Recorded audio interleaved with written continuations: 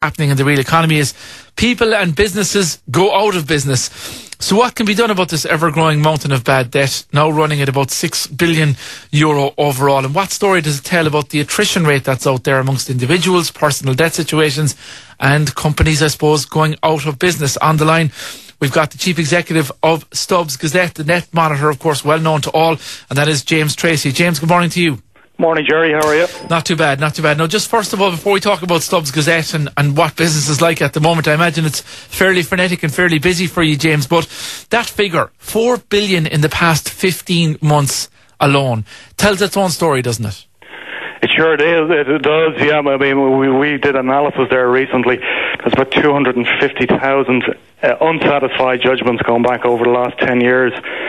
And it's probably totaling about $6 billion. But over the last 15 months alone, that has jumped by $4 billion in 15 months. It's quite staggering. A lot of that is down to some of the commercial courts started to fast-track a lot of these cases in the last couple of years. So a lot of the big headline cases you see in the papers every day. The big property deals running into millions. Million here and there. That's where the figure is really jumping up. Yeah, it definitely is. And the level of what's known as, can you just explain it for people out there who wouldn't be that aware with it, what's known as, you get a judgment registered by, let's say, your creditor against you for payment. Then it breaks into two categories. One is judgments that have been satisfied, in other words, they've been paid back, and the other one is unsatisfied. Well, it's, there's about 3 or 4 different types of judgments. There's at the very lowest level, there's an unregistered judgment. So, for example, if your local credit union, if you don't pay back the loan, they have the option to bring you to the local court. So if it's below, I think the figure is 5,000, it'll go to the local district court. If it's below 40,000, it'll go to your local circuit court. So in the vast majority of cases, the defendant doesn't turn up on the day, either because they feel that they've no case to defend. So what happens in those situations is the judge grants the judgment by default. They're called unregistered judgments. They probably account for about 80% of all judgments. Now, if the credit union wants to get that registered, they have to register it in the forecourts. There's a special office called the Registrar of Registered Judgments, and they're the ones that appear in StubbsGazette. And but the rate at the moment, what is it running at in terms of people getting their money back? Is there, of the cases you've dealt with, is there an overall percentage of, look, if you do make one of these registered judgments, what are you likely to get back? Last year, I think it was only 2.5% of judgments were satisfied, and it's gone down again. This year, it's dropped down to about 1.2% of people satisfying judgments. So it's not great. Doesn't paint a very pretty picture. How has business been over the last couple of years? Obviously, we all know how business has been in the real economy, unfortunately, but for a debt monitoring service, StubbsGazette, it's got an illustrious history, established in 1828. That's right, yeah. It was first published in 1828 by the Irish Mercantile Association, and it was set up to protect traders and, ironically, banks from bad debt and fraud. How ironic is that? But I just discovered there recently, back in 1945, there was a counterintelligence network based in credit investigation agency StubbsGazette, and it was uncovered by the Irish Army Intelligence G2 at the time, and it gave them an excellent line on British and German clandestine activities in Ireland. So it does have a very illustrious history. We bought it, Business Pro is our company. We bought it from International Credit Reference Agency, D&B, about 3 or 4 years ago. And one of the things that we've done recently is, traditionally StubbsGazette was sold on subscription, so your typical subscriber might be your credit union manager, your credit manager in a builder's provider, it could have been a credit manager in a bank, or an accounts department of any company. Exactly, but what we've done, we've made a conscious decision there a couple of months ago to publish a retail version. So every month we publish a retail version, and that's distributed in 3,000 news agents throughout the country.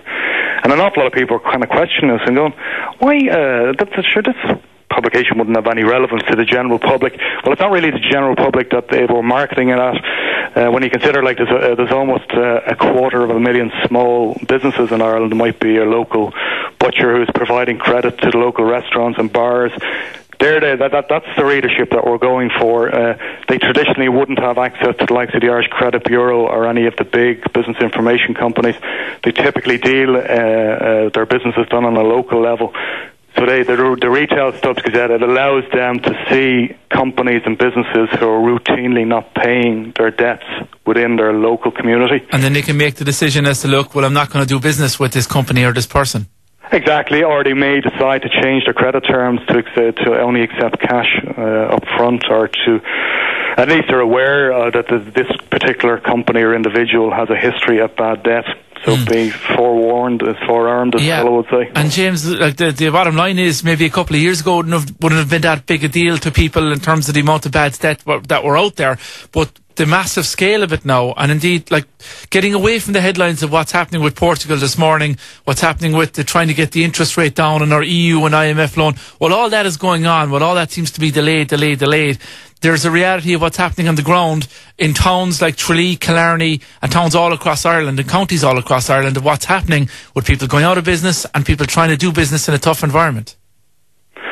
Yeah, but there are some positives. I mean, your local businessman, Jerry Keneally, who sold his business stock bite, I think 3 or 4 years ago, he had some fantastic ideas about setting up almost like a Silicon Valley in Kerry.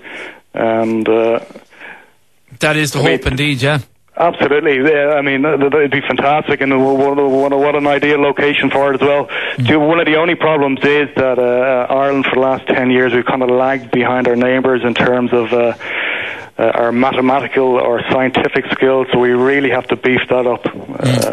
That's the reality. It's a case of education in the schools to get it back up to standard. James, just finally on this, and it's one area, I suppose, with regards to, I suppose, the experience you have of all these judgments and what's going on, it's kind of highlighted a need for fairly dramatic change in our bankruptcy laws. A need to try and let people cut clean, take losses and start again from scratch, because what we're having now is scenarios whereby people are trapped in bankruptcy for up to 12 years, and on the other hand of that, then you have got law out there that allows companies transfer assets from one company and leave the creditors in that bad company. They can reopen again the next morning with the same people behind it and go on. So there's a lot of work that needs to be done by the government in the whole area of debt restructuring.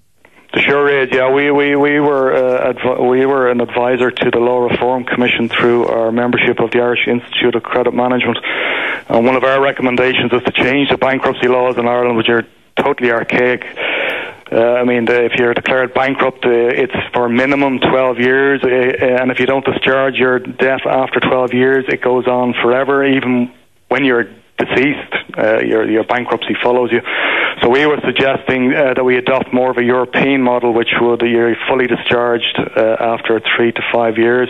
If you look at the UK, for example, you're fully discharged after a year. So there's 135,000 personal insolvencies in the UK every year. In Ireland, the figure is 15, not 15,000, 15. I mean, it's so 15. Difficult either to declare yourself bankrupt or for a creditor to declare yourself bankrupt.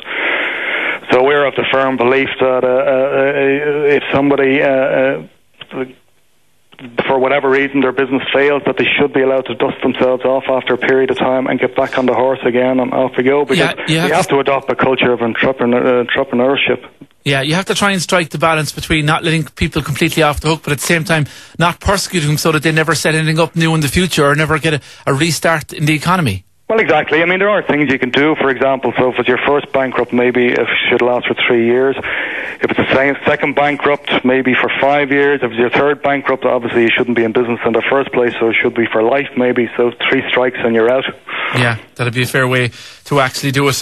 Are we likely to see these bad debts increase, James, or do you expect as well government maybe to get involved more, because there's a whole problem with the mortgage situation there. There are a lot of debt related problems for the government to act on it. We've been in a kind of a state of suspended animation on it for the last 3 years. We're trying to grapple with the bigger issue of the overall loan. But do you think we're going to see some movement on the changes in these laws? Yep. So if you consider, I think there's 45,000 people in arrears of 90 days or more on their mortgage. Now, there's an awful lot of worried people out there, but we're of the mind that, because we all know at the moment that over 70% of mortgage, the banks who've given out mortgages are nationalised or partly nationalised, so it would be political suicide for the government of the day to repossess those houses. So it's not going to happen.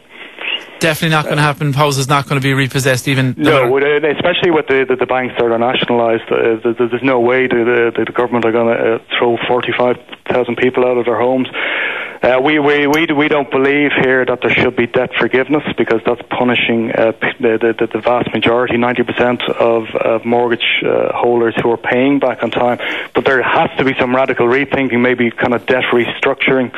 For example, the Mortgage Arrears and Personal Debt Group, they recommend that all distressed homeowners are offered a deferred interest scheme, and that effectively enables borrowers who can pay at least 66% of their mortgage interest, but less than the full interest, to defer payment of the unpaid interest for up to 5 years. So it really does require radical rethinking. Yeah, it definitely does, to see if we can sort this problem out, because it is a problem that's there, and one that's going to get a little bit worse with the interest rate increase today for tracker mortgage holders on the ECB level. But James, look, thanks very much for talking to us. Thanks for letting us know about that. That's James Treacy there, who's the chief executive of StubbsGazette. It said they have a new monthly magazine out every month now, aimed at more like the retail market, I suppose, and it's available in your bookshop. StubbsGazette monthly, normally, just as you said, the traditional businesses and major businesses that would have had access to the credit information systems like that. But there you go, a couple of articles in there about how the government should be tackling things in that area, annoying a lot of people about companies that do, and it's something we touched on in the programme around about this time last year, if I remember correctly, the fact that, and it still hasn't been changed, the fact that companies can go into trouble, can have hundreds of thousands owed to other smaller companies, and then can transfer assets from the bad company, should we call it, to a brand new company, open up the business again the next day and just burn off all the creditors. That's something that definitely needs to be tackled. If you have any thoughts on that, if you're in a situation similar to it, if you've been burned yourself by someone in that situation, then let us know. 066 7123 666, the number to call us on here on Kerry Today.